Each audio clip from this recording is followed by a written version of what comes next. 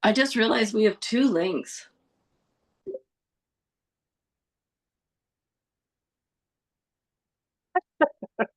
There's 2 CCM links. Why? I have no idea. When I opened Zoom on my phone, it showed me both of them. This is the one that I have. This one that we're in. I'm going to give her that one, I guess. Let me find the numbers for you. They each had different ending numbers, obviously.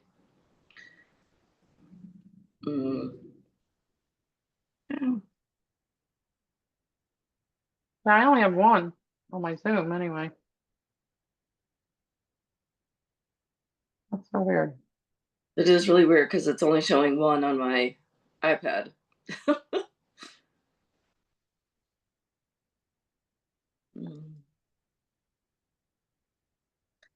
Well, I'm pretty sure the one I'm on ends with 768.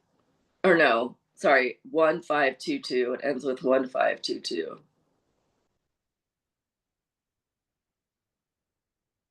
I don't even see that.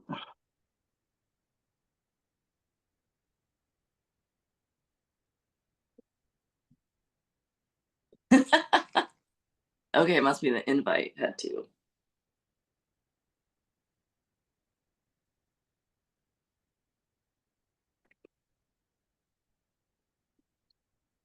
My phone didn't go through either. It had to go through as an SMS because it wasn't going through the what do you call it, the Wi-Fi. I see that. I mean, that's what Holly said. There's 2 Zoom links, but I only see one.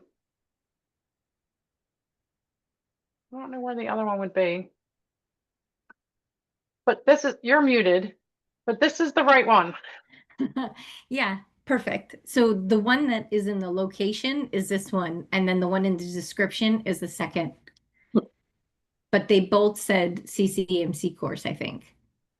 Oh. Anyways, doesn't matter. Okay. I know now. It was a real day, Wednesday. All right.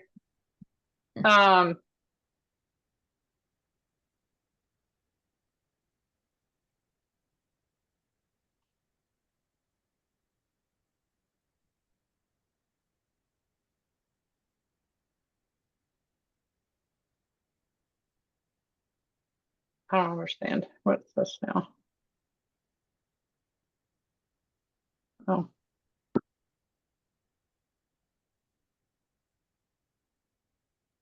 Why do I feel like Wednesday mornings are just like, No, no. they are, let's see what this is. At least they're together. Uh, Oh, look at my t-shirt. I gotta show you my t-shirt. Oh my God, that's awesome. It's my favorite. I love it. I love it. funny. There's a store in Ireland. It's called Pennies. It's like really cheap, but like trendy, quick fashion.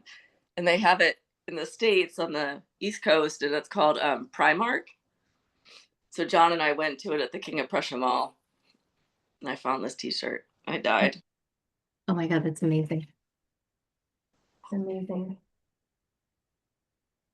Okie dokie. All right. Sorry to keep you waiting. No, that's all right. So okay, so what do we have going on? Did you both, so which one did you listen to, Lori? I was able to get through both once. So I kind of like, because I had listened to them before, I was familiar. So for Kim's, I ended up just using the transcript, listening to it this morning, but I was able to get through Kyoto's. Okay. So I went through them for like a first draft. Mhm. Yeah. Okay. I forgot we had to because they weren't showing up. So I only asked for Kim's from yesterday. Okay, so then we'll focus on Kim's. For absolute epic fails. So sorry. That's all right.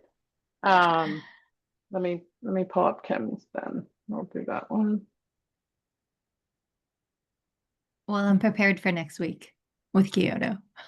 All right, next week we'll do Kyoto. Well, we're gonna pivot to now that I just saw pivot.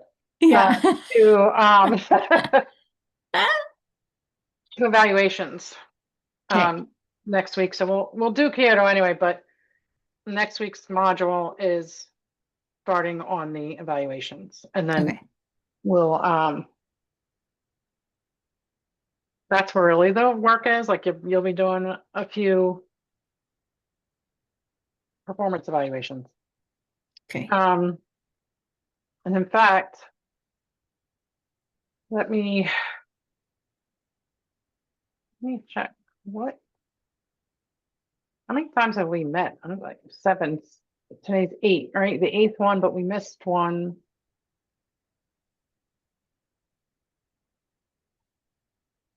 I don't think I was keeping attendance, which isn't good, but let me see if I have attendance for it.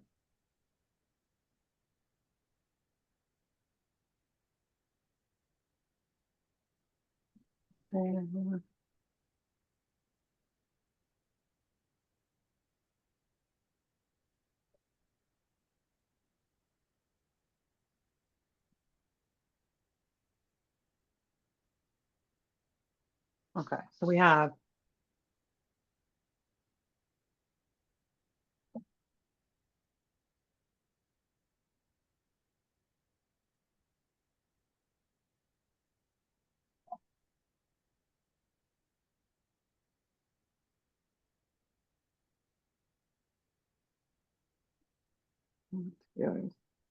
um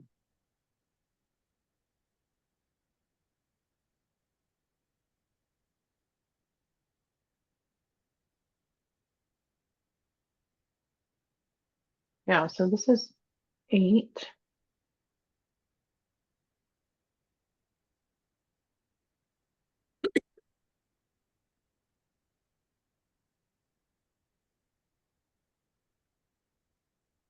And I have 4 more, but um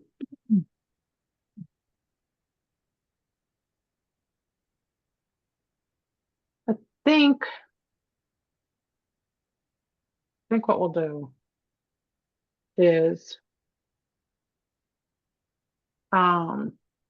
well, you guys let me know. I guess we're behind because we missed that 1 week. Well, we missed 2 weeks. That's why we're behind. But what we could do is there's 2 chapters, 2 modules about well, today is the giving feedback that supports growth. So we'll go over that quickly. And then navigating growth edges and emotions, structuring mentor coaching engagements. Those two are chapters 2. I think you can read those chapters and then just bring questions. If that works for you guys, and then we can just go right into the final evaluations. I don't know, Okay. you tell me. Does that sound Yeah. doable? Yeah, that's totally okay. So my question is, I know you downloaded some of the chapters in Telegram, Mhm. and you gave them in class. Are they also available in UpCoach? No, but I'll put them in there. Okay, thanks. I'll put them in there. I'll do that today or tomorrow. And then yeah, because we just had the 12 weeks, the 12 modules. So yeah, I'll upload everything into UpCoach as well. Thank you. And All you're right. starting a class next Wednesday night? Yes. Nice.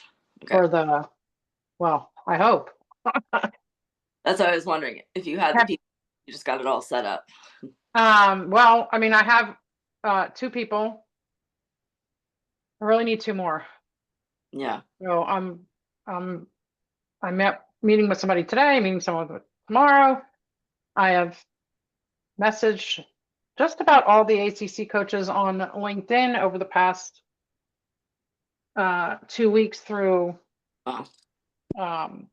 Navigator. So I'm waiting, for them to view it. Yeah, and then I just messaged Patty this morning. Patty was, was going to take the pilot, but then that thing happened. So she is not, so hopefully she'll do this one. And I also messaged all my, not all, but a good chunk of the mentees that I helped with WCI Nice. for ACC. So, that was this morning though. So we'll see what happens there. And of course I'm still marketing. So that's,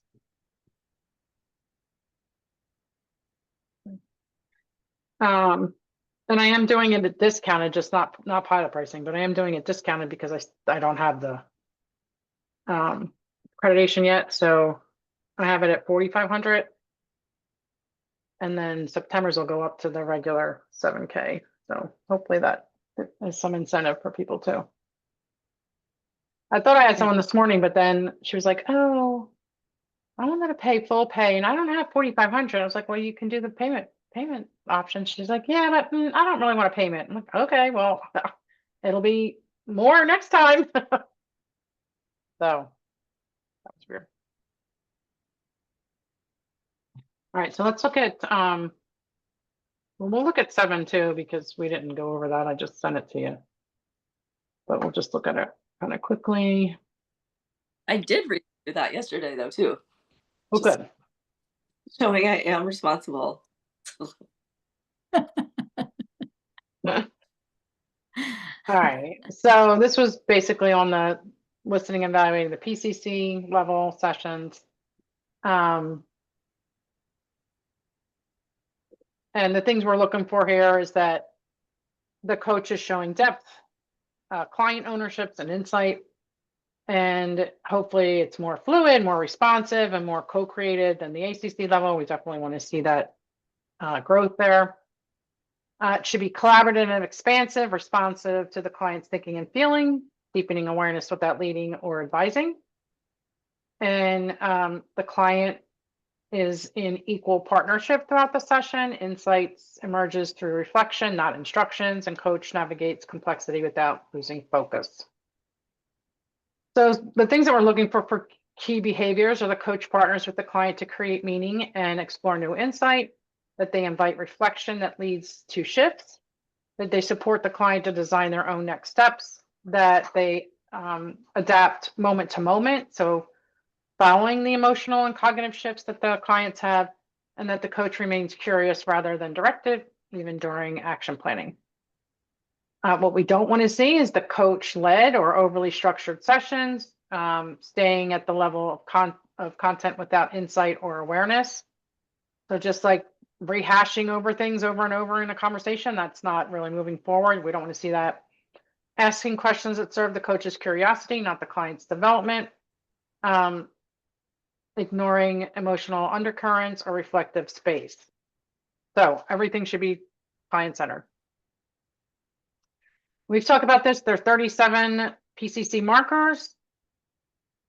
They have to demonstrate at least 23. We tell them 27 to give them that 4 cushion, right? That 4 cushion mark.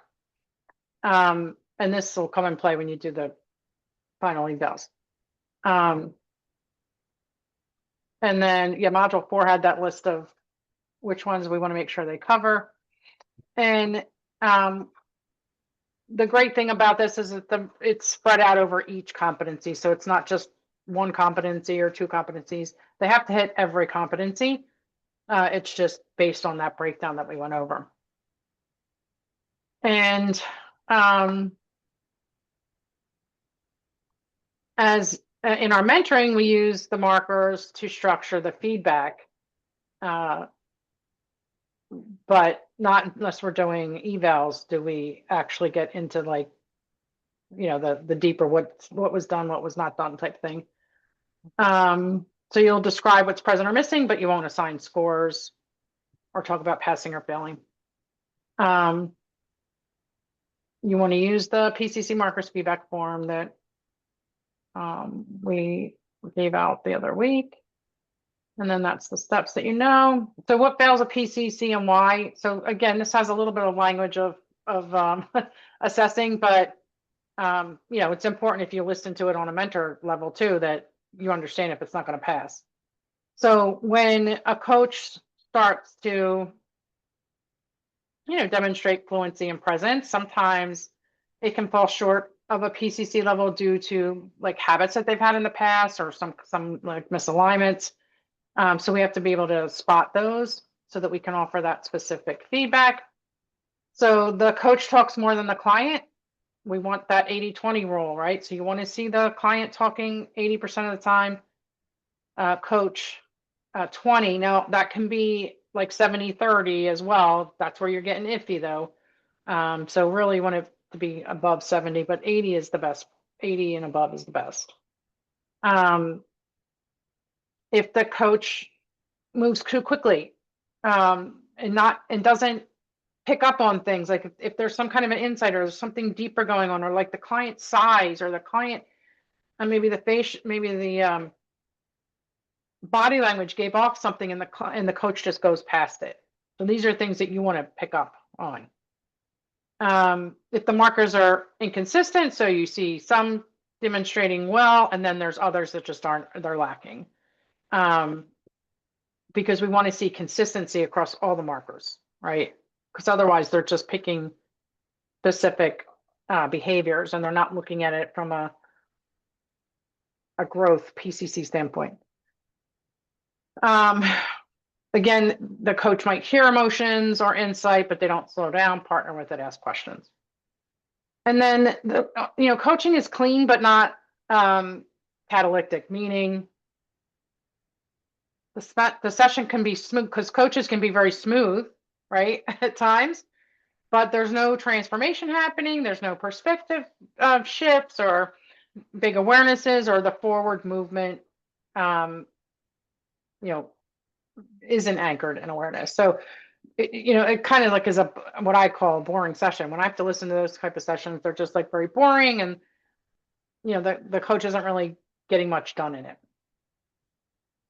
So we want to focus on pacing, depth, and partnership. We want to encourage curiosity over control. We want to reinforce the importance of consistency across all the competencies. And then just in general, what PCC coaching is not, you know, no predetermined structure or script. We don't stay in surface level reflection. We don't redirect the client. We don't prioritize outcome or tasks over awareness and meaning. And we don't default to solutions instead of co-creating possibilities. So some things for you to take note of while you're listening to sessions? Is the coach asking about the topic or about meaning beneath the topic? Is awareness or emotional shift part of the session? Does the client reflect, reframe, and generate new insight? Is there evidence of partnership throughout, or is the coach still like guiding? Some examples, what's coming up for you as you say that, what part of this feels most alive for you right now? How does that insight shift? What's possible moving forward? I just gave you some feedback language to use again for the PCC, but you know, affirming feedback, you stayed in silence and your client filled that space with a breakthrough. You mirrored their metaphor back to them and they expanded it beautifully. You honored the client's process and stayed with their emotional unfolding or emotions unfolding. And then the developmental feedback, you had great presence. Now, how could you deepen awareness instead of moving to action so quickly?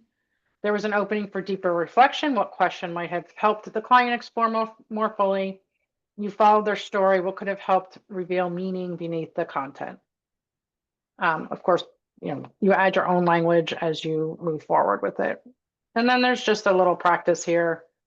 Looking at these 3 short scripts. The PCC level behavior is either present or missing. Which PCC marker might this represent? What would you note was well done and how would you state it? And then what could be improved and how would you convey it? So the coach says, you said that surprised you. What's underneath that reaction, do you think? Client, I guess I didn't realize how much it still affects me. We don't have to do these now. I mean, you can do these on your own. Just note it though, go through them and just say, what is the PCC marker? What was done well? What was the improvement? And there's just a couple here.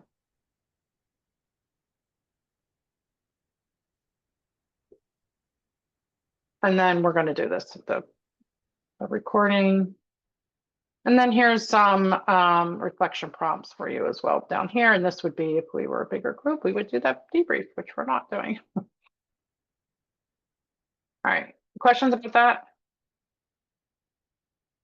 No, that's super helpful. Okay, good. Okay, so 8 is giving developmental feedback. So this is important because this is where I think mentor coaches have a block. Like they don't want to hurt people's feelings. They don't want to make the coach feel like they're not doing a good job or that they're, you know, whatever, they're below standard, especially when, you know, 75% of coaches coming into mentoring typically aren't confident, right? They're coming into the mentoring and they're not sure what their feedback's going to be. They're not sure what level they're on. And so their confidence isn't really strong. So I want to give you some practical tools and language and frameworks for being able to deliver that development feedback and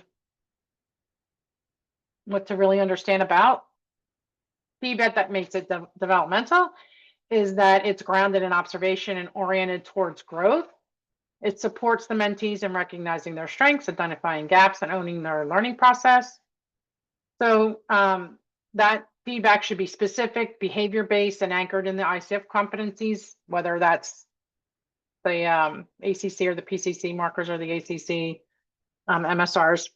It's framed with curiosity and humility, designed to help the coach see what worked and what might expand. And our intentions are to focus on building awareness, not evaluation, empower the mentee to discover and shift, and reinforce those ICF credential level alignments, ACC or PCC. So how does emotional intelligence play? It plays huge in our feedback and our mentoring. Because it's about not really about what we say, it's about how we say it, and that we are also able to hold space for the coach when they receive the feedback. So some things to consider is self-regulation. So you stay grounded, especially if feedback is hard to deliver, that you have empathy. So you want to tune into the mentee's reaction and their emotional state, and that you have curiosity over certainty. So avoid assuming you know how feedback will land. I know in the beginning, I used to feel like everybody would take it bad. And I had so many of them say, oh, that was so great. I'm so glad that you gave me that feedback. I can see how I can make that change, or I can see how that would help the client or what have you. So they found it very beneficial. So you just don't want to assume how they're going to take it, but you still approach it, in a grounded way. And you can ask, right? It seems like that feedback brought something up. What's coming up for you now? Some feedback frameworks to use. There's 3 different main ones to use. We typically use the second one here. But you could use any of these, whatever works for you, but everything that I talk about typically follows this core.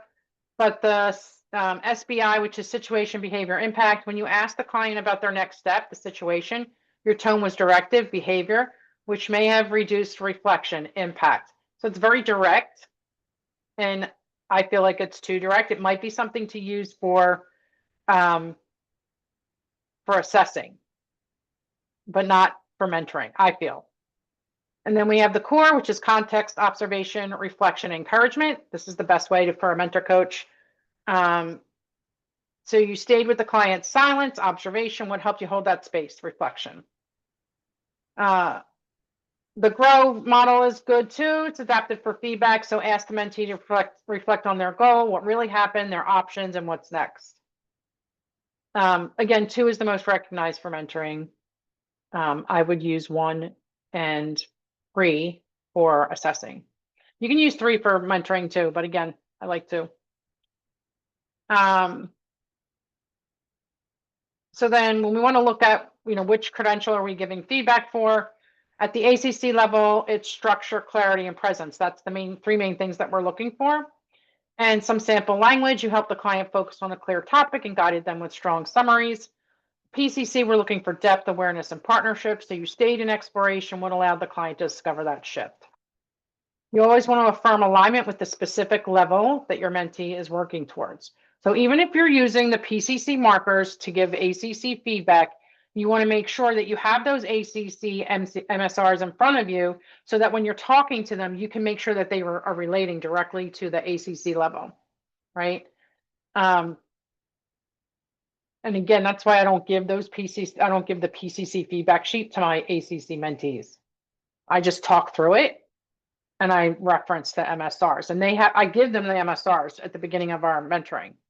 PCC, same thing. I give them the PCC markers at the beginning of our mentoring, so they know exactly what I'm looking for, which means what the ICF is looking for. But they're not getting those feedback forms from me. It's just a discussion. Go ahead. Explain that one more time. So we are going to use the PCC marker form for ACC and PCC, but you're giving the ACC version to the mentee. So they have an awareness, but what we're looking for is like all of them broken down a little bit more. Is that what you're saying? No. So I just use the PCC markers feedback form. You can do what you want, but for the classes, you're going to use PCC, whether it's the level 1 or level 2. Okay. Like we did in class, right? We used the PCC marker feedback form in class for level 1, but on your individual mentor sessions, you just want to make sure that when you're giving the feedback, you're allowing for those, if they're meeting the MSRs, the ACC MSRs, right? But if you're doing mentoring outside of the school, then what you want to make sure is that you give them those MSRs for the ACC level so they know what the ICF is looking for. And then you still use your PCC form because it's just going to be confusing to go back and forth between the forms. Use your PCC form, but when you give that verbal feedback, just make sure it's referencing what they're looking at. Like, you can just verbally connect it to the MSRs very easily. Okay, got it. Now I get what you're saying. Okay, great. And then the reason for the language, the difference in language is because of the focus, right? That's what I'm observing. So like ACC, you said like you helped the client focus on a clear topic and guided them with strong summaries, as opposed to you stayed in exploration, what allowed the client to discover the shift. So just so I'm aligning my thought process, are you, for the PCC, are we intended to like, do we want them to think further? Is that why it's a question as opposed to an observation? Does that make sense? I think I just chose that question. It could still be an observation, Okay. but it's just to let you see that we're pointing out to the PCC level about exploration, where at the ACC level, we're pointing out that they're giving that clarity, reflecting back that clarity. Yeah. Clarity Okay. is still important at the PCC level, but when you look at the overall depth of coaching that happens at the PCC level, we want to give them feedback that also stretches them. Yeah. Okay. I get it. Because there is like especially now that we've gone through it, there is like a stark contrast between the two. Yeah. I didn't know how much we want to go with the depth in the ACC, I guess. So like ACC is more like in my brain, ACC is more like confirming like, hey, you're doing a really great job, right? Like keep going. Whereas PCC, the expectation is a little bit more and you want to push them a little bit more. Is that fair? Yeah, because we want to, at the ACC level, we want to make sure that they are being present, that they're staying in the role of a coach, that they're helping with, helping the clients get clarity. I mean, we still want them to work. We're not saying that they don't ask open-ended questions, that they don't work, right? We still want to make sure they're meeting those MSRs, but yeah, we want to make sure that we're focusing in that they are achieving a level of that meets the ACC, which doesn't have to be in depth, right? Yeah. So if they're supporting their client, if they're, if they're in the role of a coach, they're talking, they allow the client to talk most of the time, maybe not 80-20, but most of the time. So we see some of those basics being done. That's where we want to help ACC's focus, is expanding on those basics. Where PCC, we're saying, yeah, we have a set of basics, but we want you to go deeper. We don't want you to look at it and say, oh, am I talking 80% of the time? No, we want you, or 20% of the time, or the client speaking 80% of the time, or we want to help the client to shift. So our focus goes on the client, where the ACC, the focus is more on the process usually, and not Okay. really the client. Yeah. Because after 500 hours of coaching, you better have the basics down. Yeah. Got it. Okay. Yeah. So we're not focusing in on those basics. Now, if you're seeing basics not being done, that's a whole different story. Yeah. Like the coaching agreement, accountability, obstructions, right? Like Yep. they have to have those down. Are there Yep. any other, I mean, yeah, I get it. Okay. My brain has clear. Thank you. Yeah, you're welcome. It took me Yeah. a second for that light bulb to really come on. Well, I mean, I will say, even for PCC, the first session, I usually focus on the coaching agreement. Okay. Yeah. Because especially if they come from an ACC level, they're used to saying, what's your topic, what's your outcome, and that's it, right? The measurement is very weak, usually at an ACC level. So I focus, when I give them the PCC markers, I tell them for their first recording, I want you to focus in on that coaching agreement, reaching all 4 parts. Like, I want all 4 of those, because that will drive the rest of the conversation. If they have those 4 down, everything else, even if it's not there, is very easily achievable. Like, you have more time to work on it, and things just flow from having all those 4 parts. So that's what I do for PCC mentoring. Yeah, and having now experienced that, it makes a lot of sense as to why you want that. Yeah. It's game changer. So yeah. Okay. Thank you. You're welcome. All right. So common feedback pitfalls and what to do instead. So you don't want to be too vague. So nice job. I don't like the cheerleading part anyway, but you could say something instead. Your use of silence allowed the client to reflect more deeply. That's presence. So especially at the ACC level, allowing them, when you give feedback, allowing them to know which competency it really shows can be helpful to them. Over coaching. So here's what I would have done. No. What might it have looked like to stay with that metaphor? Or what would have looked like if you help them, explore their emotions around it, or, something like that. Of course, no judgmental tone, which neither of you have, but, you didn't listen well. What made it hard to stay present in that moment? So yeah, we're going to see those things, and we want to ask the coach, what their difficulty is with it. And then don't use jargon. You didn't evoke awareness, which is, straight from a competency. What question could have helped the client connect the dots? Use your own language, right? I'm pretty down to earth with my language. I think it's helpful for people to know how you speak and you use your own language. But here's some examples. You help the client name their outcome. That's clear ACC level structure. So I don't want you to think about pinpointing exact competencies when you're giving feedback, but also you want to let them know what level they are and if they are meeting those competencies. So you might mention it like, you might mention it in a general way, but you're not going, oh, that's competency 1, that's competency 4, this is competency 5. You know what I mean? But you might talk about presence. You might talk about actively listening, but you're not pinpointing those, you're not just using that language that says, oh, this is that competency or this is this competency. But we do want to let them know overall, right? Because everybody, like if you saw in the course, everybody's like, well, was that PCC level? So yeah, we want to let them know if they're at the ACC level or the PCC level. You allowed reflection to deepen and then partnered into awareness, well aligned with the PCC. You picked up on an emotional shift and stayed with it. So just some affirming feedback and then developmental feedback. You reflected content. How could you reflect the emotions underneath? You supported action. How could you have invited reflection first? You stayed in the story. What question might have shifted the perspective? Those are the things that you want to think about asking when you're doing the mentoring part. Okay, and then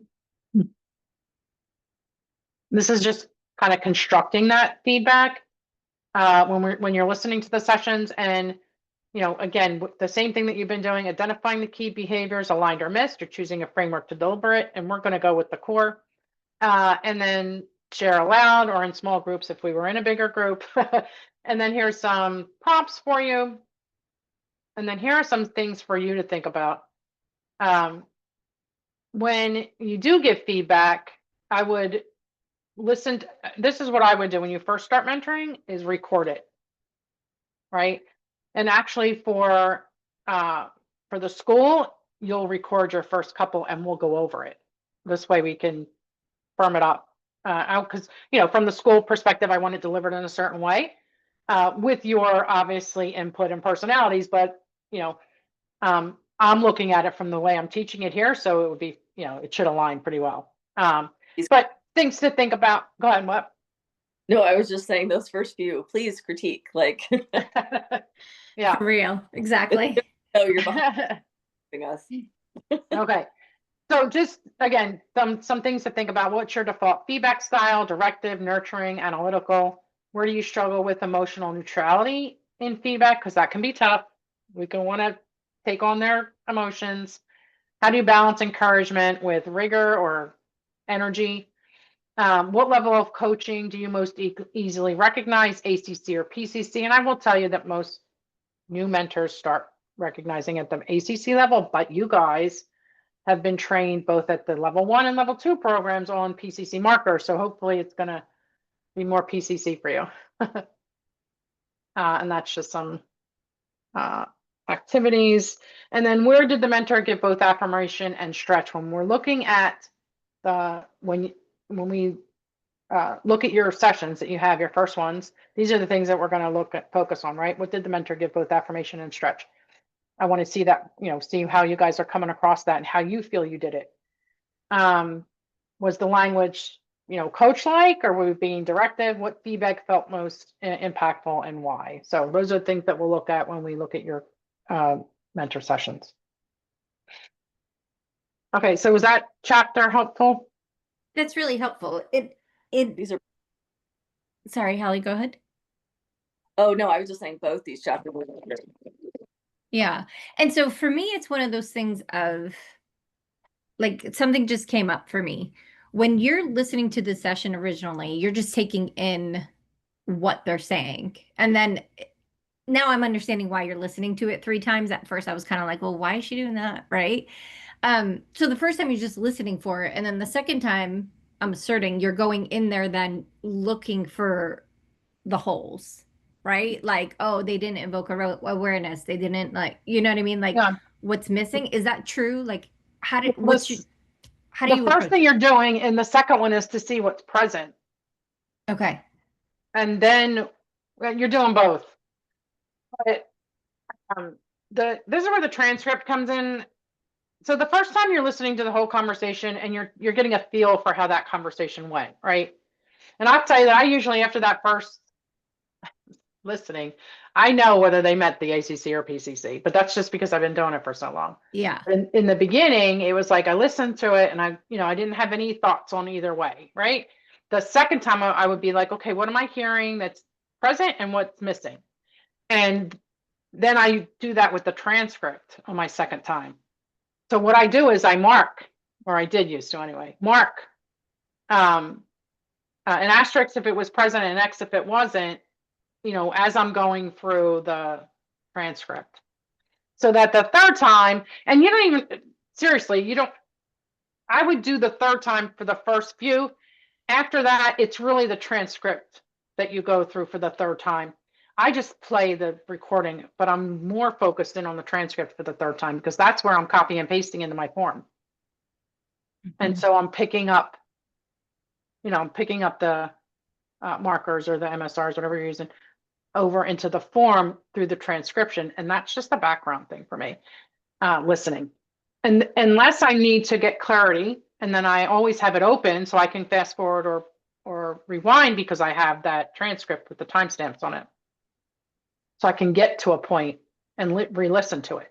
Because sometimes, and this is why you don't ever just use the transcript and why you have to listen to it twice before you would even use the transcript, is because tone makes a whole lot of difference. You don't get that in a transcript. Yeah, and I also understand why you're so rigid with your transcript. I mean, the Kyoto transcript was driving me absolutely insane. Like I was like short circuiting as I was going through it, right? Because it was so hard and I was like, what is happening? Yeah, so I get that. Yeah, I have different standards, but I mean, I really like that was rough. it was. It's just tough it's tough when people don't listen on how to deliver, how to give you something, right? But yeah, I mean, it's just tough. And as the mentor coach, as well as an evaluator, so that was an evaluator transcript for the whatever she did. So it was a level, I think that was the level 2, it was an ACSTH, whatever it was, but it was a performance eval. I would have never ever done that. I've been like, nope, I need something different. So you have to be, that's why I'm pretty clear on what it needs to be. I love it. Okay, and that's why I'd rather just do it. I'd rather them just give me the recording, give me the $25, and I will get it, and I'll give you the copy of it, and that's it. We don't need it anymore after that, but anyway, okay. So let's look at Kim's.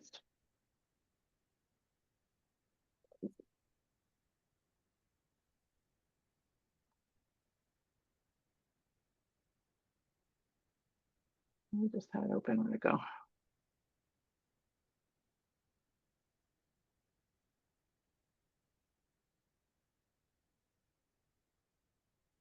All right, there's the phone.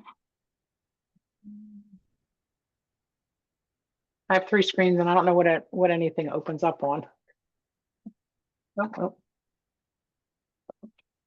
Okay. And then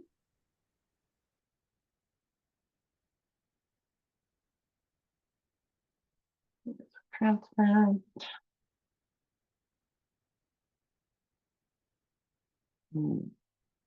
Evaluation. Okay. So the first evaluation you're going to do, by the way, is going to be Kim's. So you're doing this for the PCC feedback, but then you're going to do the actual final performance evaluation for Kim as well. So this gives you more and more practice with listening and seeing what's being done and not being done. Okay. Sorry. So we're going to listen to it together again.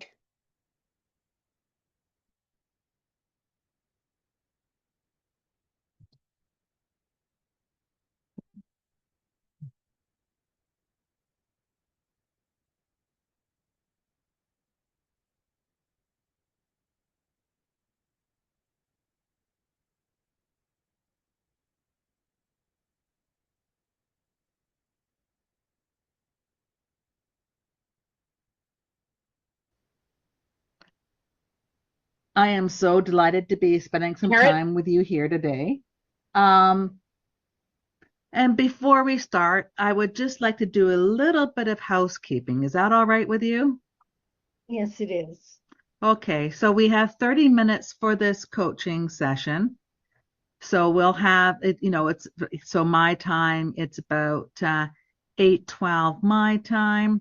And so it'll be around, 8:35 that we'll be ending this. And you're 3 hours ahead. So I guess that's 11:35 your time. I'm just two. Oh, you're 2 hours. Okay, so 10:35. Okay. And then also to for the housekeeping, I'd like to cover, what your comfort level with challenge within the coaching session is. I'm pretty comfortable with it being challenged because it helps me think about things in a different way. Right. So yeah, I'm pretty comfortable with it. And if it's too much, I'll just tell you, nope. Perfect. Okay. Wonderful. That's great. Thank you. And also too, I would like to, like mention, like, are you comfortable with me interrupting you if it feels like maybe the conversation's going off your topic? Yes, I am. Yeah. How would you like me to interrupt you? What would be the best way? Hmm. Just say something. I don't mind, if you overtalk me to redirect me because, yeah, I'm one of those, I've been told I ramble and I know I do. So it seems all important in my head, so it just comes out. So yeah, if you talk over me, it'll be fine and say, hey, Janet, let's reassess or redirect. So Perfect. Thank you so much for sharing that with me. Okay, and so before we start, is there anything that you might need to address so that you are fully present here for your session here today? I'm gonna take a drink as soon as I find it. Okay. And then I'll be ready to go. Okay.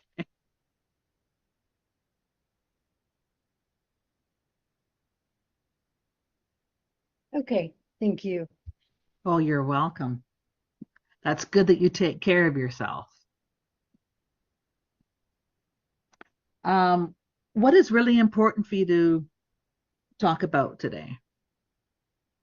My sister's funeral is tomorrow. And I want to be comfortable going to the funeral, knowing that I can, how to say it, that I'm doing what I need to do and how it affects everybody else in my family who can be quite judgmental and I don't know what they are, but well, I do know what they are, but I want to, and even with my spouse, I want to be on an even keel and not let myself get so upset over things. Because I know I do that. And this is a tough situation, with my sister dying. And I just need to, I can rest when I have her in the vault. This is this is important, but I need to make sure my sister's in the vault so nobody else can hurt her. So, and I'm carrying all this tension with me in case, something goes wrong. I don't know what could go wrong at a funeral, but um, yeah, there's a lot of high tension. I don't particularly, I call her husband exactly that, my sister's husband, because of various reasons.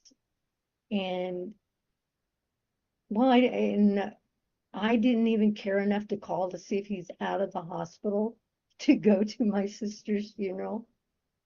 So I need some techniques, or I need to feel like I'm capable. I am capable, but I don't want the tension to creep up and me have to take an anxiety pill or something. So I want to be self-aware, I guess. And like right now, the closer it gets to, the day of, I can feel that tension building up. So and it would be nice to be able to be like even at right now, maybe a 3 or 4, you know, that I have the confidence that I'm not going to tell my brother, sister's husband exactly what I think of him. And that's not productive for anybody. But I just want to be able to have some, like I said, some techniques, or talk it through, or examine it and why I feel that way. And so I can go in tomorrow feeling better, and I'll know that, like I said, like right now I'm at a 3 on that feeling, 3, 4. And if I'm at a 6 or 7, I'll be fine with it. Okay, So wow. Janet, you sure shared a whole lot there. And I would like to take this moment here, if it's okay with you, to um, to reflect back and to offer an observation. Is that all right with you? yes, Okay,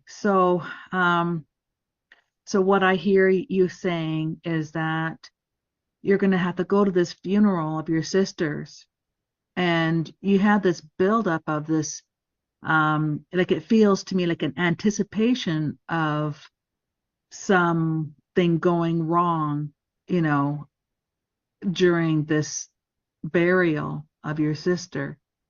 And um, you, can't trust yourself with her husband, your brother-in-law, because you have some deep feelings there that um, you might want to express.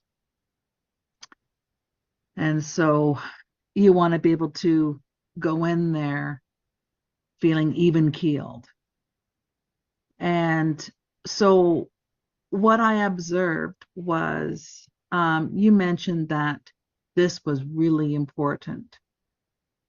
And when you said that, your voice cracked just a little bit. And it seemed like there was a bit of an energy shift there. Was that a correct observation? yes, it was, because I just want my sister to have a nice funeral, and she's free from pain now, but to be protected from any other harm. I don't want any bad vibes at the funeral, out of respect for her. That is what she deserves. And I'm worried that I'm going to bring a bad vibe in myself, and I don't want to do that. So that's probably what you heard was right there, that I'm worried I'm going to be the one doing it. So You mentioned even keel. What does that mean to you?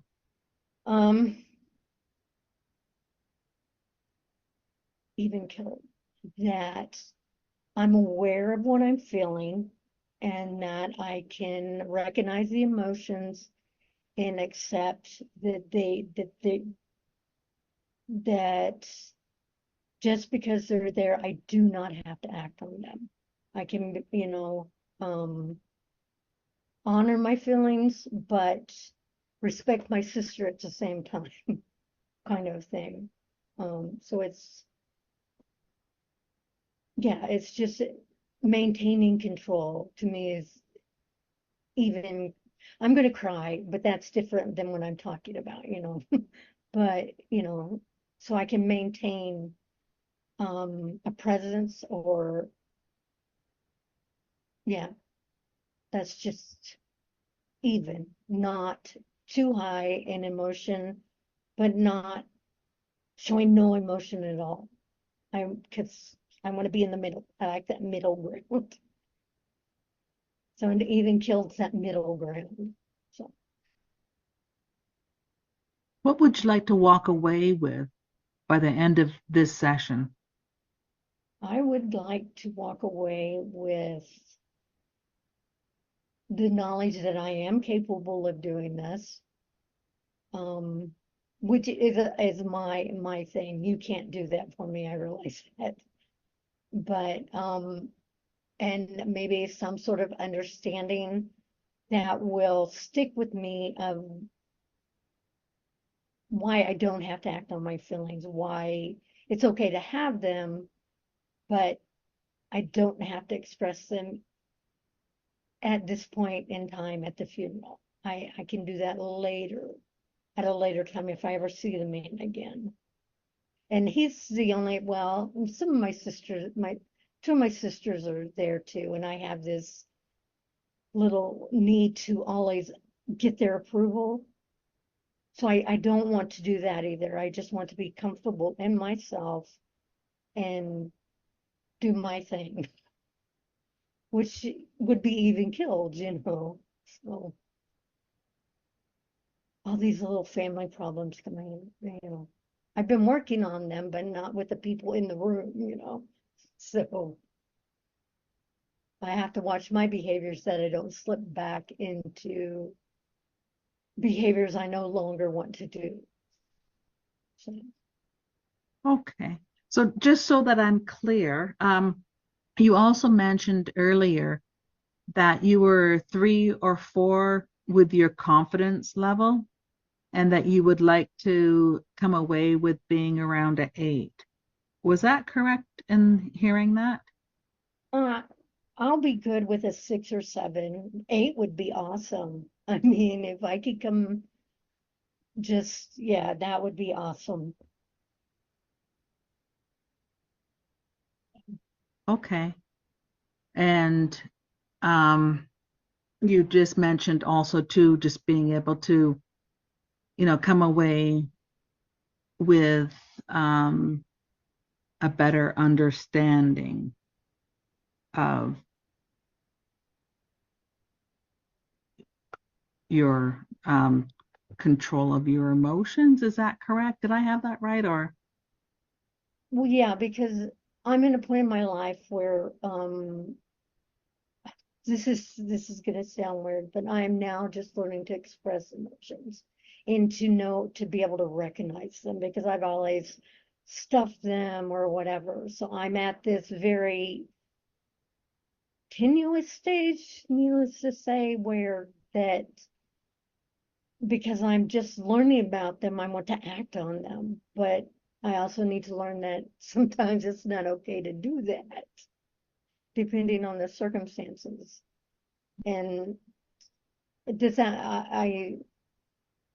yeah, I was going to ask you if that makes sense, but I think it did. So I don't need,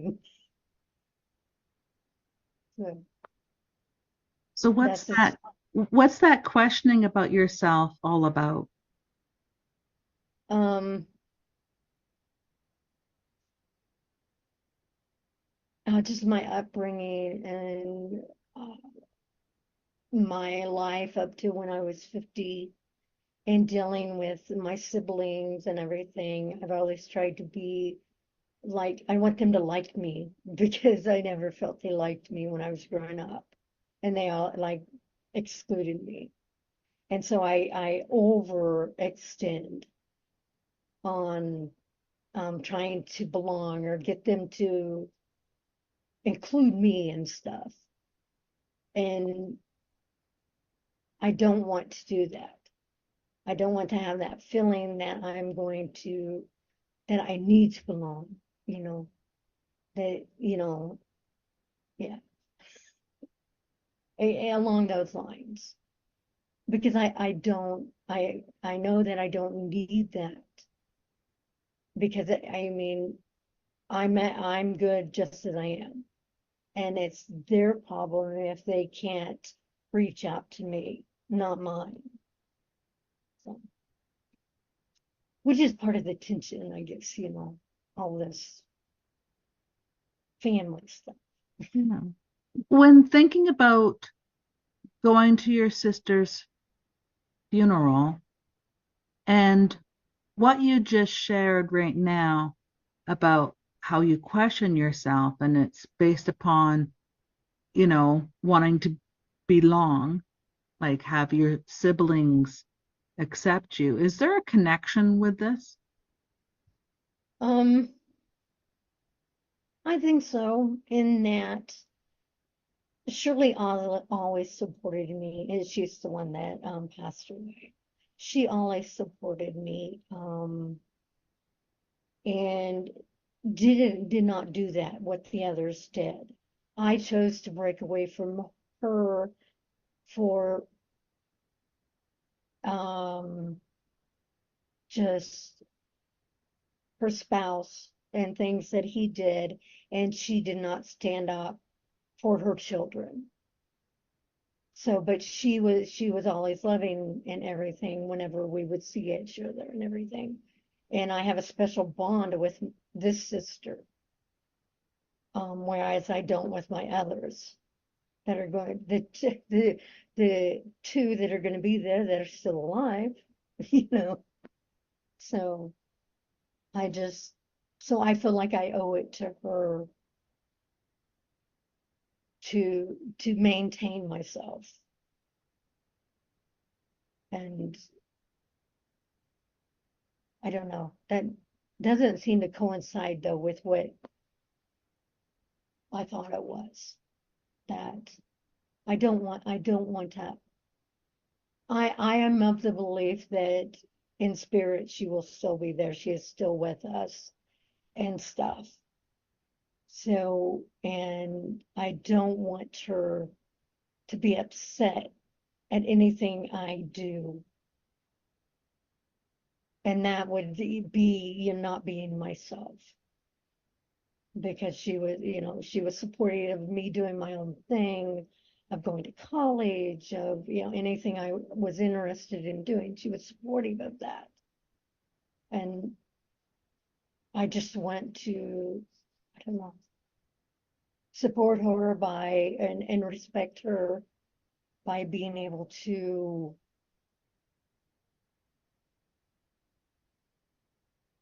act appropriately. Not the way that I feel like I should, but to act appropriately, be myself to honor her kind of thing. Okay. So, um, may I share a perspective? Yes, please. I'm just wondering if there's a conflict within being yourself and acting appropriately. There may be, because I like to, now I like to tell people as it is, as I'm, tactfully, hopefully, not always, but, that I don't want to have to withhold my emotions in order to be nice to my brother. And that I feel that's childish, but I've held it in for so long, and my sister's no longer alive. But out of respect for her, I need to. And her boys will be there too, so I don't want, they don't need to know how much I dislike their father. So, May I offer, I'd like, to invite you to do a bit of a visionary activity here. cool, yeah. Yes? Okay. Yeah. So if you don't mind, just closing your eyes just for a second, and I invite you just to take a couple deep breaths.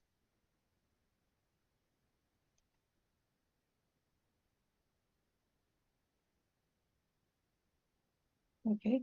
Okay. And so now, just when you're visioning, preparing for this day to meet with these people at this funeral, what would your authentic person bring to this day?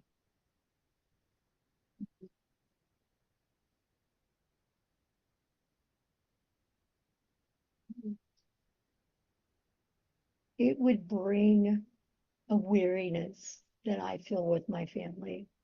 I think just greet them, tell them hi, I love them because I do love them, and just, I don't know.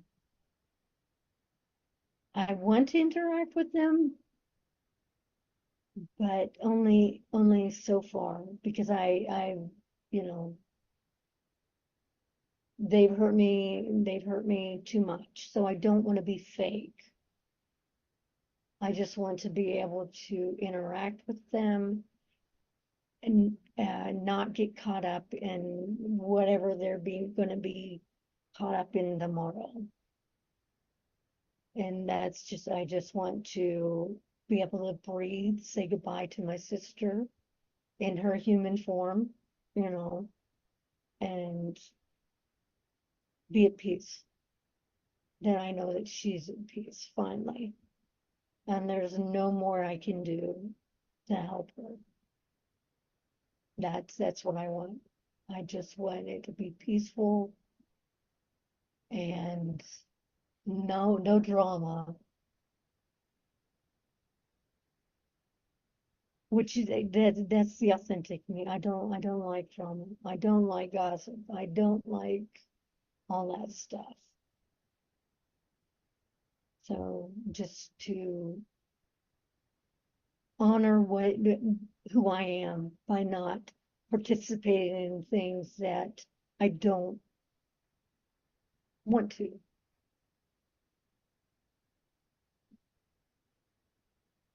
What might you need to let go of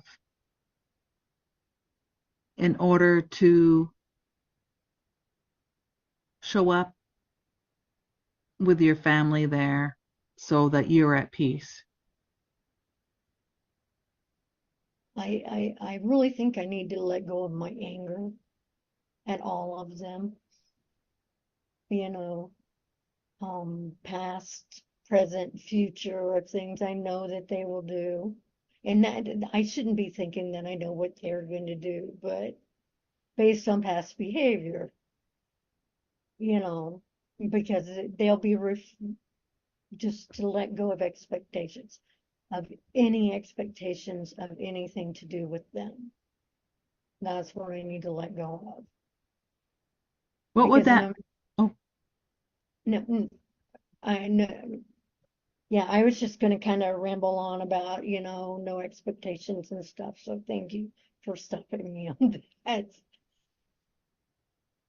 because it's not productive. yeah. So what might that do for you to enter in with no expectations and to let go of your anger? I think I can be at ease. I cannot have to worry that I'm going to lose lose it with my brother-in-law, that I can respect my sister, make sure she's put to rest in a way that in a way that I see fit, because I've been protecting her since I was like in 10th grade, just this one final act in her honor. And then I can let that go. I can let that go. So, and I just went to, you can't enjoy a funeral, but you cannot dread it too.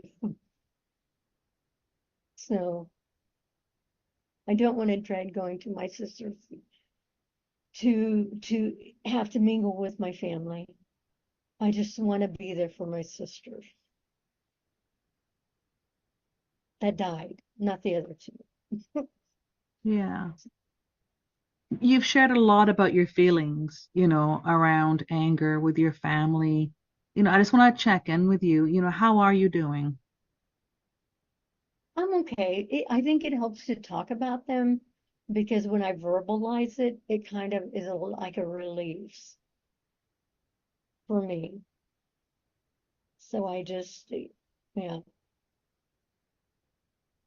I can feel like the tension going down. So that's good. That, I realize now what I want, because before all I could think of, I just don't want to be what they want me to be. I want to be myself.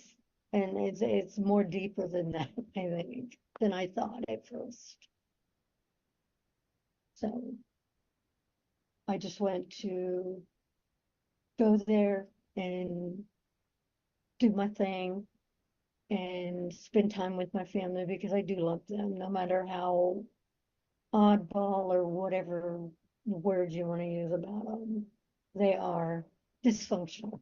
Dysfunctional. That's the word for them. You know, just enjoy having their company, but have no expectations for the future. So I don't get hurt, because it is hurtful. You put, and it's not worth it anymore. Sounds like this has been something you've been carrying around with you for a little while. Yeah, yeah. I would like to acknowledge you for sharing that here today. And I do want you to know that, with me being here, being quiet, that is my way of holding space for you. And, you mentioned that you realized it was something deeper. With that realization, how does that affect you? Actually, it makes me calmer, because I know what it is. I know what I need to do, not entirely, but now I've got a better idea of what mindset, frame of mind, however, I choose to put it when I'm talking about it. Yeah. Just, what mindset I need to be in. And it's not dependent on them. It doesn't have to be dependent on them. They should expect nothing from me. I mean, So what is that mindset that you have going forward? that um, I just need to be me, that I'm a good person, and if they want a relationship after this, there are no expectations of that on my part. And it's probably going to be the next funeral before we see each other, if whatever. But I not to have any expectations feels really good. And what does that do for you? That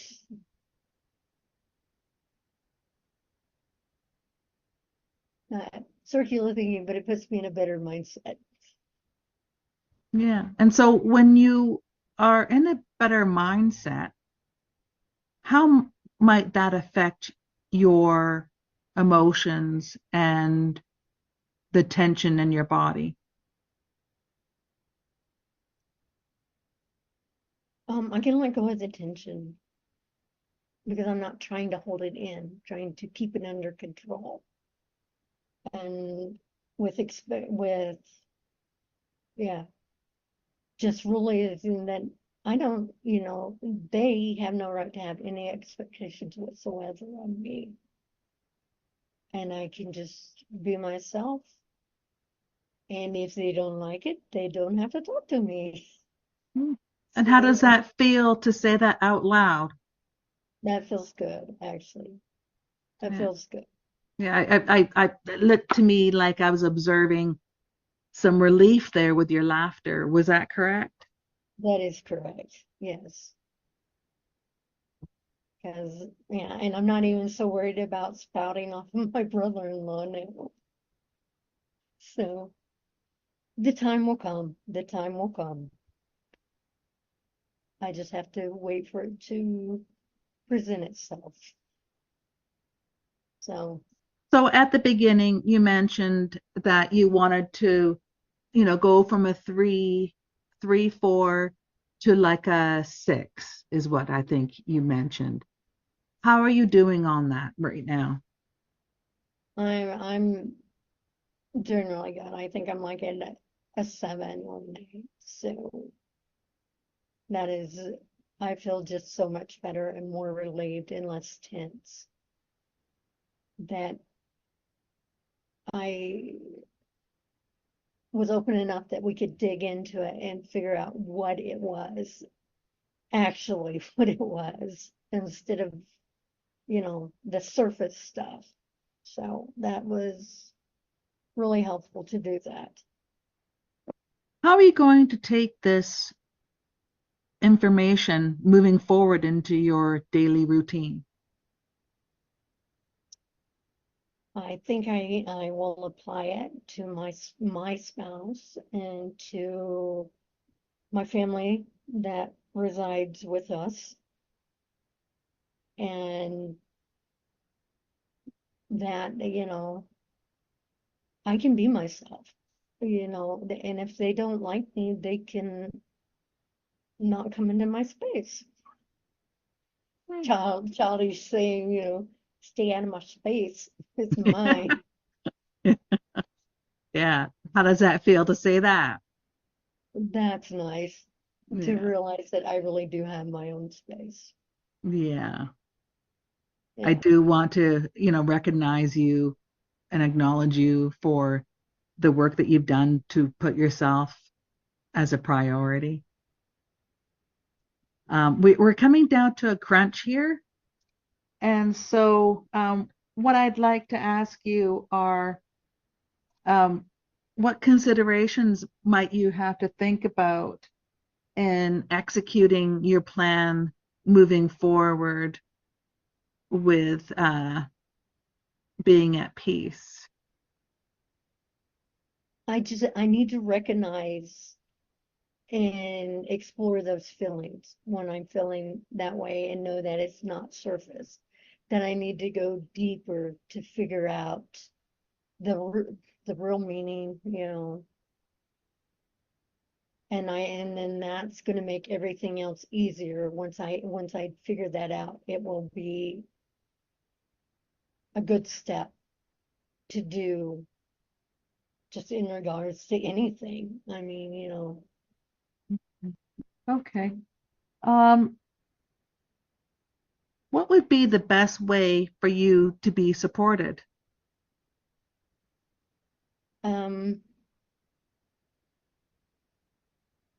just I think having a talk with my spouse and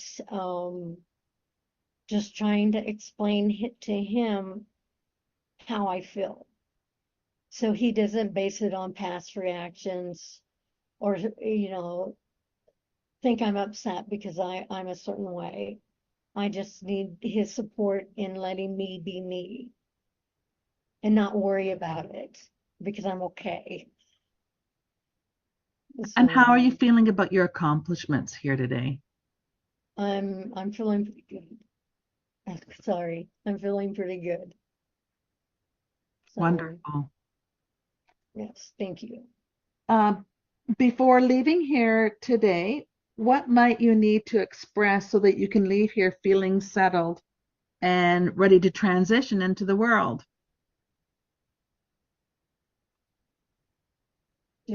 So I'm gonna tell myself that I do matter and that I do know what I need and it's okay.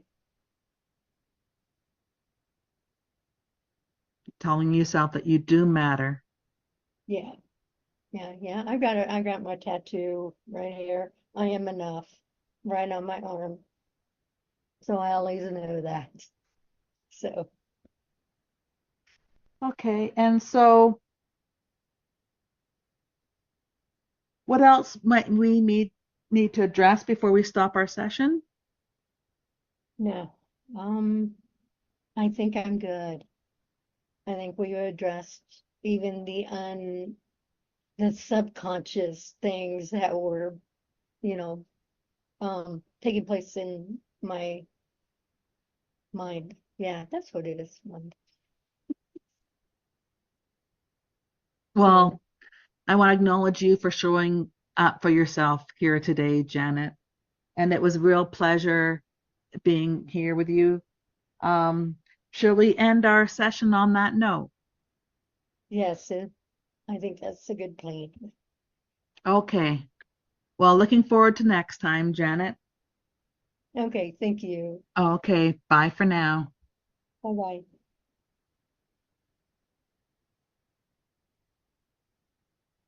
Okay.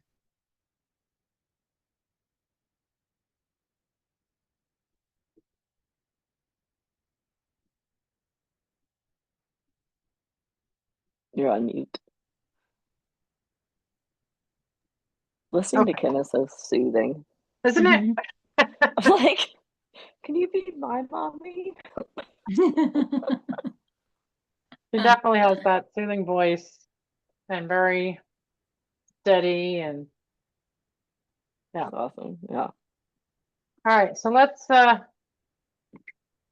go through this. How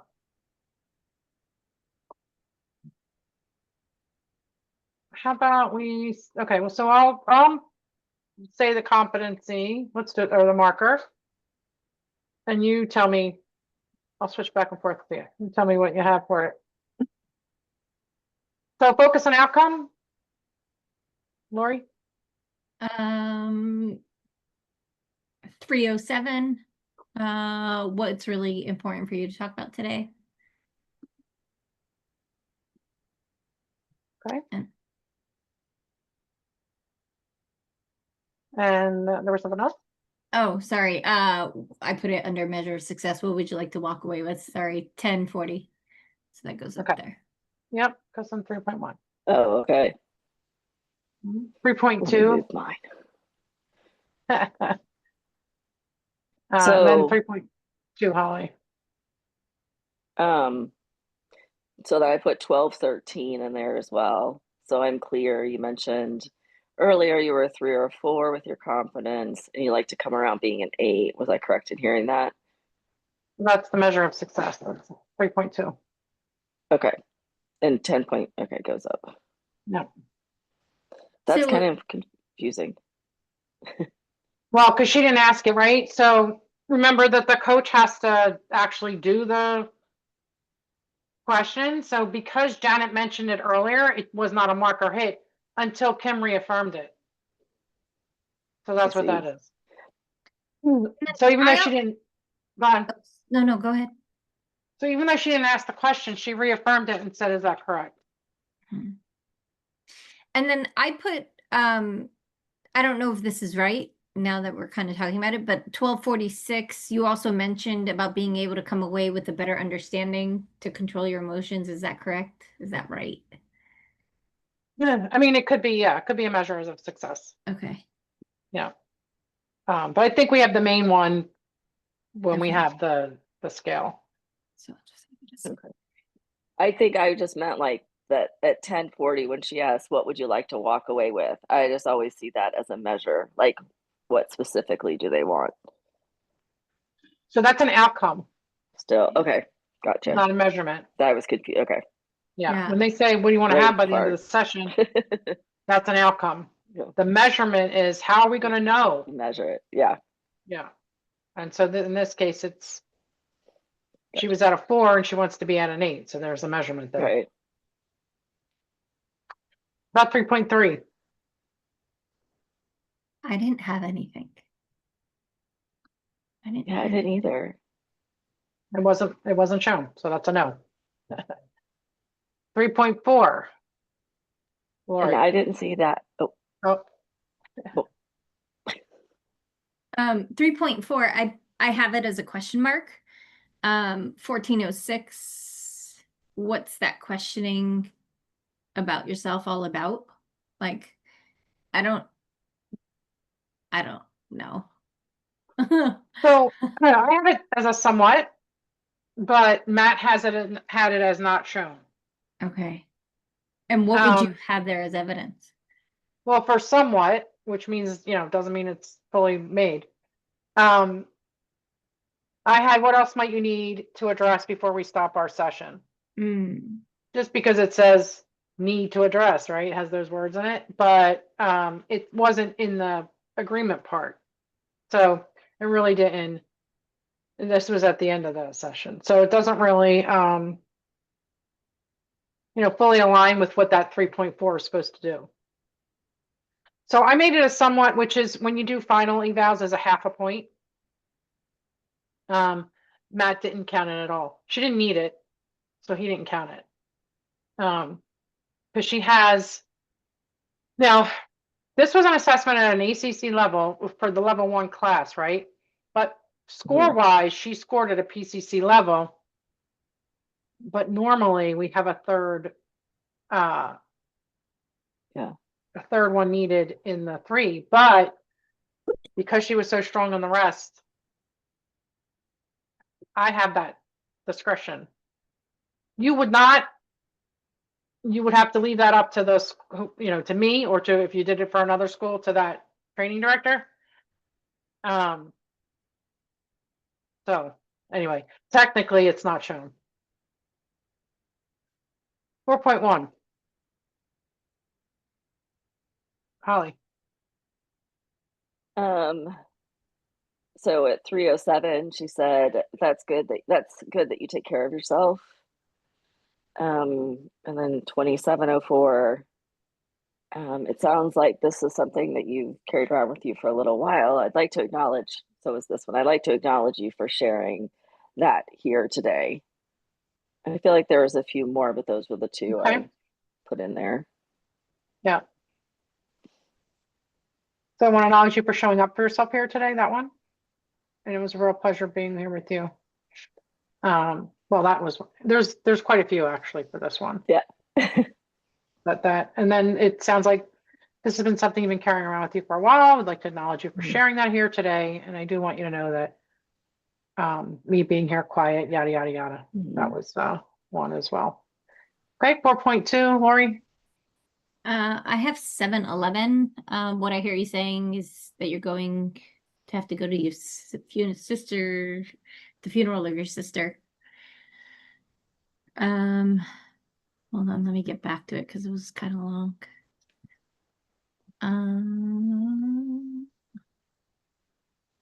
Yeah, so that was a long one. What else do you have there? That you want to, hold on, what are we talking about? Support, empathy. You mentioned it was really important. When you said that, your voice cracked. Actually, that's an energy shift. So I don't have anything else for the support and empathy. Because I thought, but she was empathetic. I just don't have it. What would you put? So I'm gonna get rid of my 7-11 here. So I have that whole long thing where you're saying you're going to this funeral of your sister, yada yada. Mm-hmm. And then the part where she says, "May I share a perspective? I'm wondering if there's a conflict within being yourself and acting appropriately." Mhm. There's a couple other. When you are in a better mindset, how might that affect your emotions and the tension in your body? You shared a lot of your feelings around anger with your family, want to check in with you. How are you doing? Those are all empathy, support, concern. Okay. Okay. And then Holly, 4.3. At 9:21, you mentioned even keel. What does that mean to you? Yep. What else? And there was a later one about peace. Why didn't I have that in there? She talked about wanting peace, and then how do you go forward? Did I put it somewhere else? Do you have that one? I don't have the peace one. Oh, at 22:49.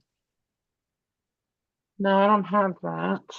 Okay, so maybe I have that in explore words. So maybe, but I think it also kind of goes in because she says, what might you need to let go of in order to show up with your family there so that you're at peace? But is that just more exploring words?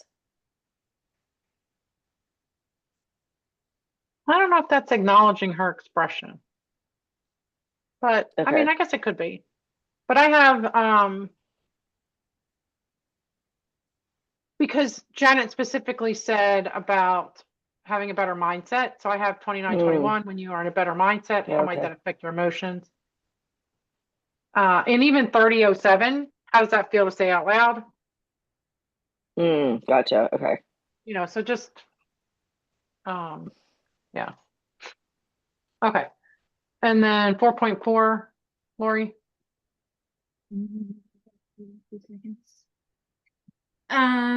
Former point, I honestly I didn't have anything.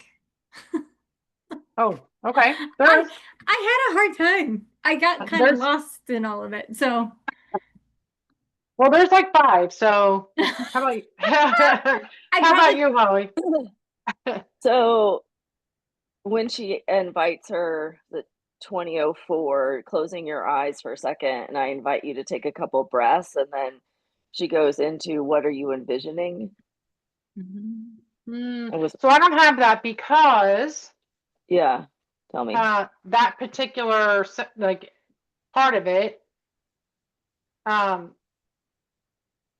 is not really asking the Janet to partner with her in the contribution. You know what I mean? Oh, gotcha. Okay. Yeah. So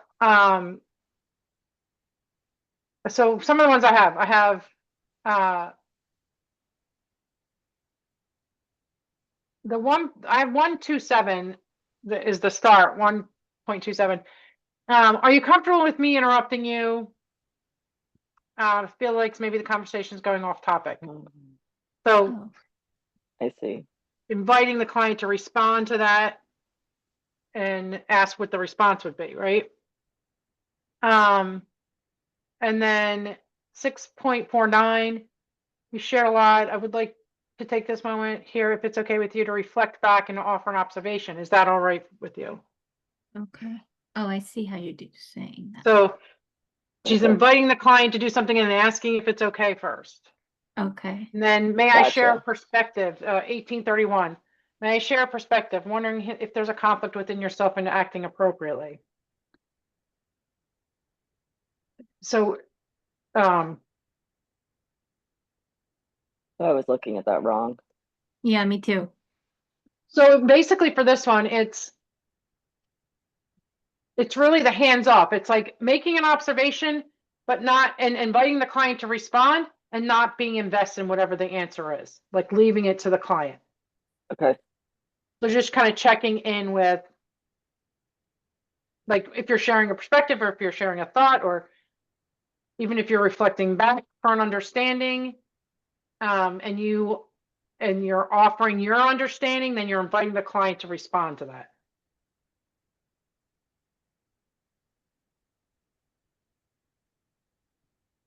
Okay, how about, so she made all those. How about 5.1, Lori? I have 1406. What's that questioning about yourself all about? Mhm. And then 2023, when you're visioning, preparing for this day, what would your authentic person bring to this day? So I was kind of stuck if that was the person versus the agenda, but I kind of thought she was asking about her being in that moment. That I put it there. It is. I mean, I guess it could be. I think there were stronger ones though. Oh, okay. But yeah, I mean, I think that could probably be it. But I have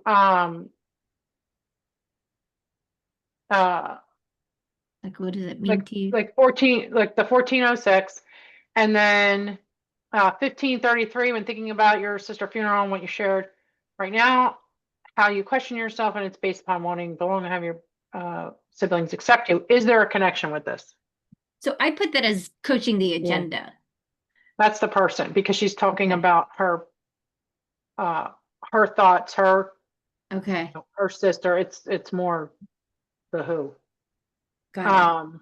Okay. And then I have 1842. I'm wondering if there's a conflict with him being yourself and acting appropriately. Yeah, there's a couple others, but I want you to pull things out when you do the eval. Okay. 5.2, Holly. So then that's where I had 2023. When you're envisioning preparing for this day, what would your authentic person bring to this day? But you said that was more under 5.1. I mean, I think it's more for 5.1. I don't have that at all, but I would think it would go Okay. towards 5.1. But Do you there's have it a anywhere? couple other examples for 5.2. I'm looking, I don't see it anywhere else. But that doesn't mean anything. It just means like I have a whole bunch. So I just might not have pulled that one out. I don't see it, but what can you think of something else for 5.2? Yeah, I was struggling because it's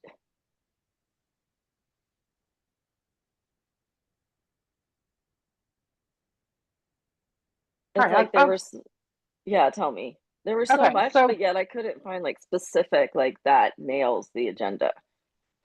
well, so in the beginning she says, you mentioned, what is the time? At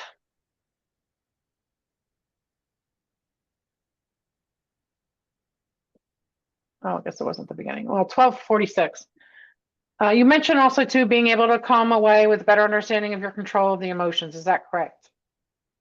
So that's the agenda, right? Mm. And then What time was that? 12:46. Okay. And then 30.45, at the beginning you mentioned that you wanted to go from 3 to 4 to a 6. Is what I think you mentioned. How are you doing on that right now? And then even 12:13. So just so I'm clear, you mentioned earlier that you were 3 or 4 with your confidence level and that you would like to come away with being around an 8. Was I correct in hearing that? So that's specific to agenda, right? Clear examples of like the agenda part.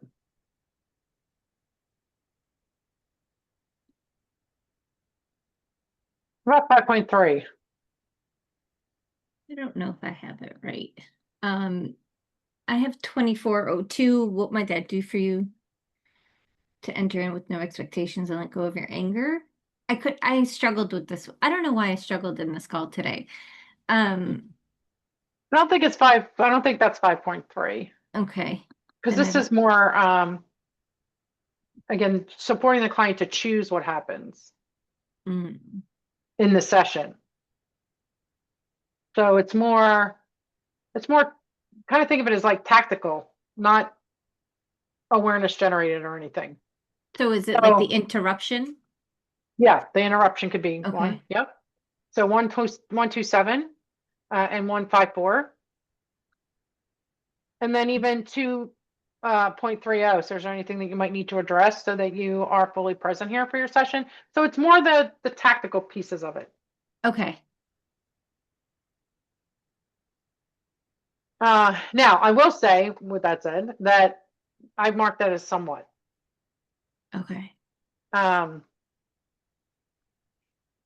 And why is that? because there was,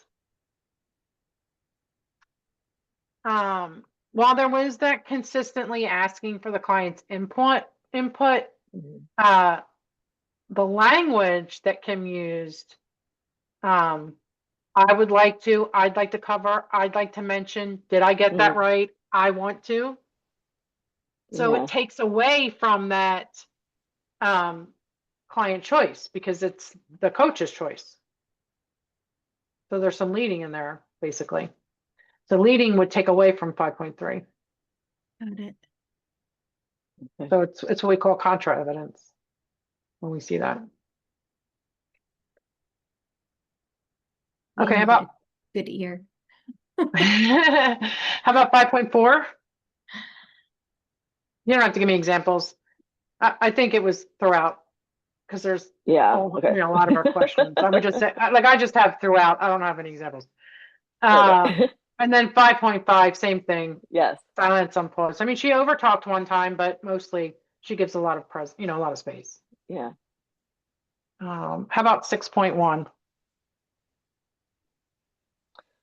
Well, that's also where she used the piece from 2249 because she mentions right above that wanting to have peace. So then she flips that around. But that, Okay. or is that better? I haven't. Oh, I mean, 6.2. you're all the way down there. I'm like top. Oh, um, sorry. Yeah, I was just kind of like going along and popping them in and then didn't go yeah. back through. Where, okay, go back up to the top. So I have 12, 13. And then because our question, remember the question is something that it's based off something that the coach has learned about the client. So something the client has said earlier in the conversation. The one that I have is really strong is 15.33. When thinking about going to your sister's funeral and what you shared right now about how you question yourself and it's based upon wanting to belong, have your siblings accept you. Is there a connection with this? That's the one that I have is the stronger one. And then also 1842. There's a couple more, but those are the main ones. I'm wondering if there's a conflict with being yourself and acting appropriately. Again, based off what she's already said.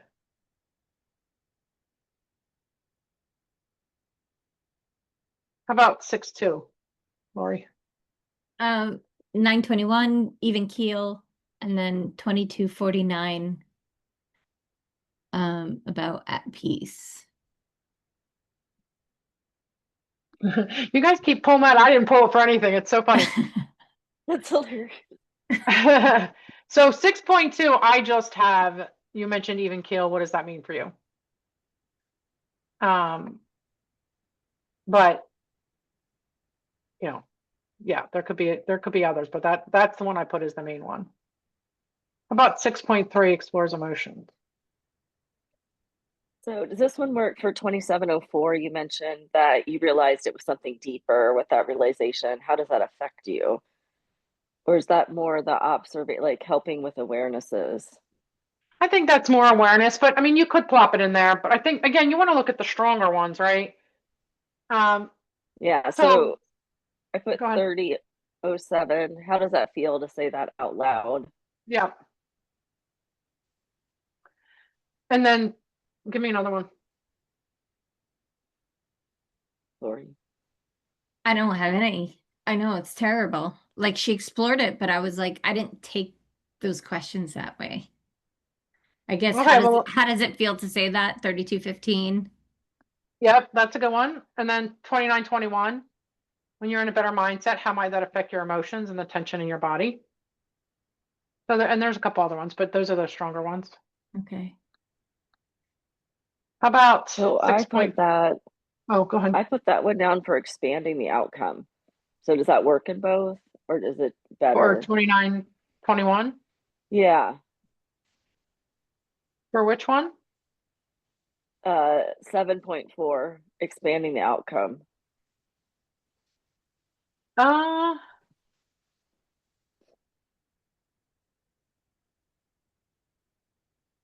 yeah, I could. Yeah, I could go for that. I have But it's different ones, but better yeah, up I there. could go for Okay. that. Yeah, it's better up there. Okay. And then 6.6. 6.6. Is that where we are? Oh, did I do 6.5? We just did 6.3, right? Am I off? No. No, we just, oh no, 6.4, you're right. So 6.4. Okay. So actually we're running out of time, so I'm just gonna go through this. Okay. 6.4, I have somewhat.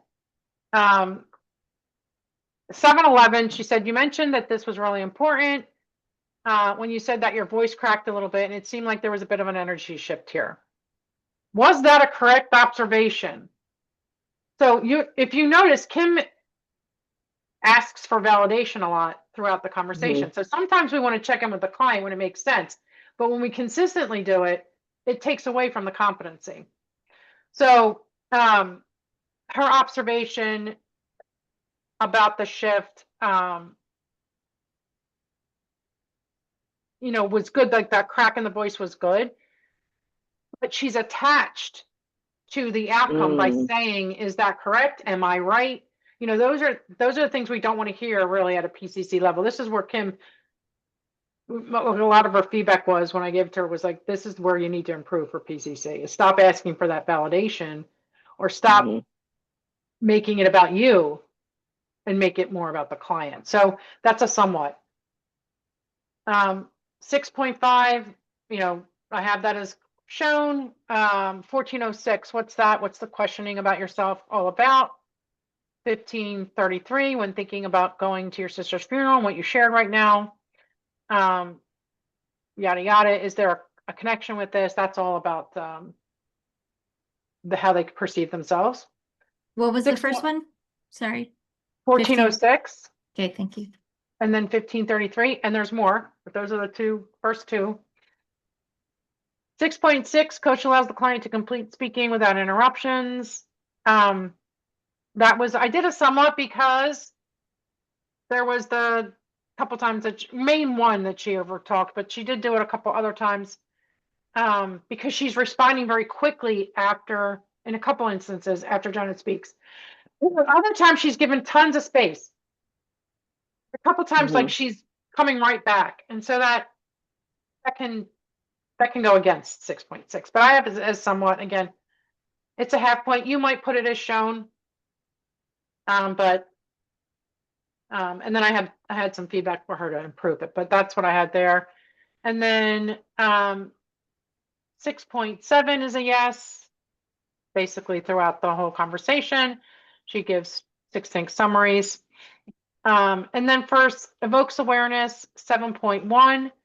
I have 154 and then 2524 is the two main.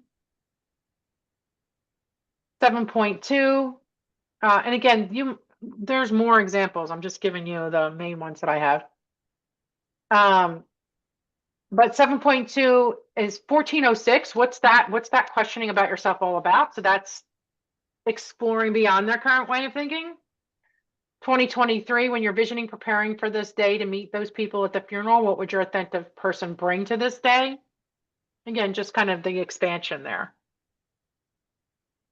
7.3, about the current thinking or feeling. So 2023, when you're visioning preparing for this day to meet these people at this funeral, what would your authentic person bring to this day? That's where I have that. And then 3007, how does it feel to say that out loud?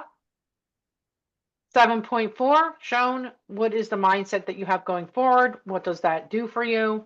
2908, so 2828 and 2908.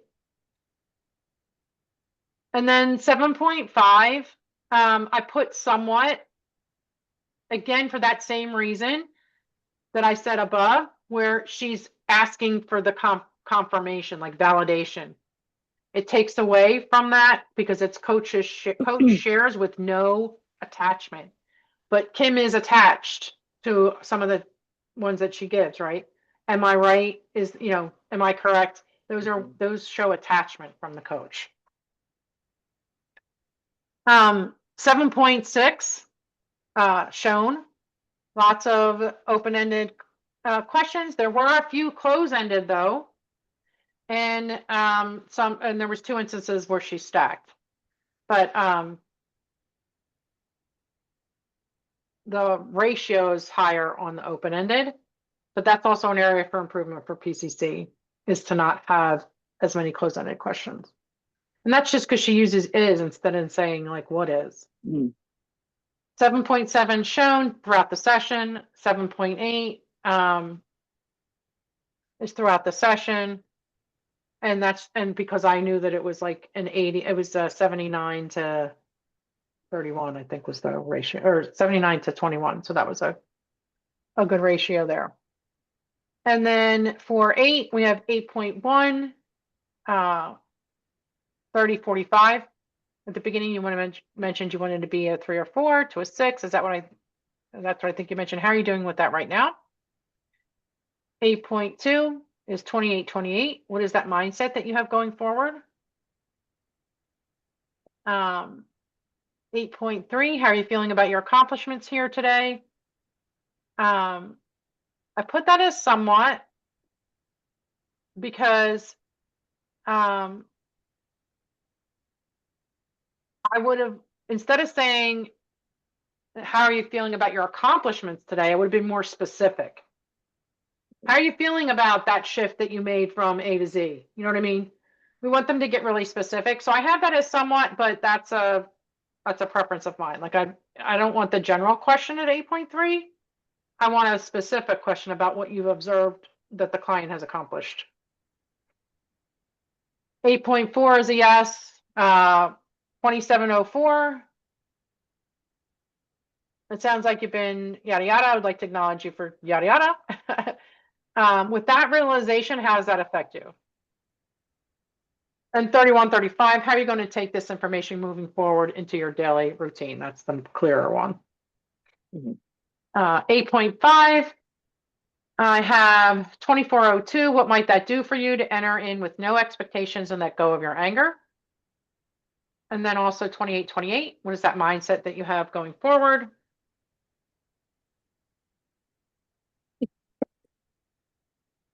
Uh, 8.6 says yes. What does that do for you? What would be the very best way for you to be supported? 8.7, I don't have that shown. I didn't see any accountability being mentioned. 8.8, there's a lot of positive examples there. But also understanding that to be more personalized, like I said for the other one, like be very specific about what you heard and didn't hear, and then that would make it more specific to what the client has actually stated as their progress or their outcomes. And then 8.9, yeah, I mean 3523 and then 3556 to close the session. Okay. So, yeah, she had a total of 30 points, 30.5 points. And that was with giving her half, the couple half credits. Yeah. So she did really well. And even though, again, we didn't have those specifics for the coaching agreement, like she missed one there, that it was just so many, we would not, we wouldn't fail her at a PCC level for that. That's good to know. Yeah, but this was an ACC performance eval, so she passed the ACC too. Okay, so what I want you to do now is, I'm gonna give you a form. I'll just put it in the Telegram or upload it if I get to it today. For the performance evaluation. And you're just going to go through, and what I want you to do for the performance evaluation is you're going to put as much evidence as you see for each marker. So this is going to take you some time. You might have one, you might have 6 or 7.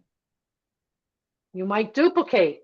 Duplicate. If you see it duplicated, put it where it belongs if it's more than one place. There's going to be very comprehensive. You're going to put the timestamp and the actual evidence from the transcript into each box for each marker. And then we're going to compare yours with mine next week. And I'll also drop the chapter that has the next chapter has the what do you call it? How to evaluate The form. I'm trying to think of the name of the chapter. Sorry. The final performance evaluation instructions. I have a sheet that has like instructions Oh, to okay. follow for that final performance eval. So you'll do that. You'll follow the instructions, you'll do that form, and then we'll go over it next week. And you is want that for Kyoto or what No, recording? you're going to do it for Kim. Oh, Yeah, because it's again much more comprehensive, and now you have a feel for it when we went through it for the for the feedback, and now for the marker feedback like you would give in class. But now you want to look at it from an evaluation standpoint, so you're assessing. So I'm going to give you the instructions for how to assess it, and then you're going to do the actual evaluation form. okay. what And then you'll have going another one to forward do. is- Sorry? Well, when I look at July, no dates inputted when I copied the link. So are we meeting on the Oh, 2nd? That's a good You're on question. vacation on the 9th? Hang on. So Yeah, I flagged a lot in I input for me. am working next Wednesday. Yeah, we can change. You want to do Tuesday? Am I working Tuesday? I'm also working Tuesday. Is there any chance? Could we do Monday? Holly, would you be available Monday? Are you available Monday, Cheryl? I'm not available until 3 o'clock on Monday, which is fine. I have calls until 5. From 2 to 5. All right. How about, let's see. What time do you work till on Tuesday? I could probably leave earlier on Tuesday because usually we're not crazy busy. So I could probably do like 3. Let me see, Tuesday. I could do like 3 o'clock, like 3 to 5. I mean, we could do it. We don't have to do a whole 2 hours. We can Okay. do like 3 to 4 or 4:30. Because we're just going to go over this form. Okay. Yeah, And then I That could do works for me. Tuesday. Yeah. Was it? Okay, so let's Yeah. do Tuesday at 3. And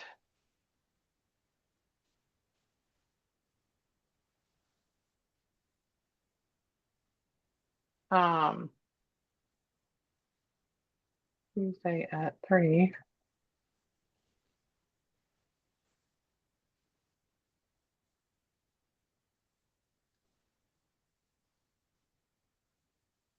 And I'm going to put till 5, but Yeah. just.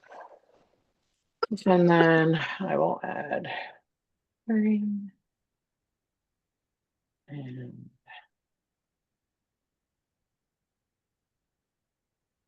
all right, I added you guys to that. And then how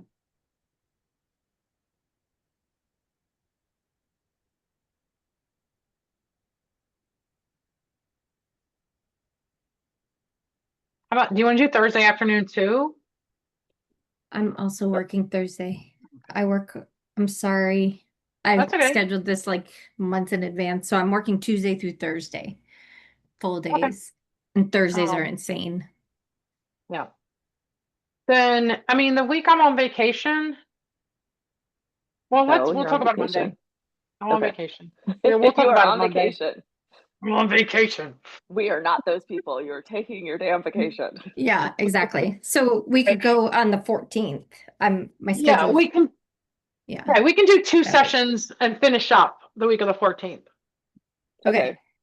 Yeah. Do you want to? Let's just schedule them. Yeah, So do you want to do like Monday and Wednesday? Well, Monday. So again, Monday I'm not available till 2. that's fine. Well, let's see. How about actually?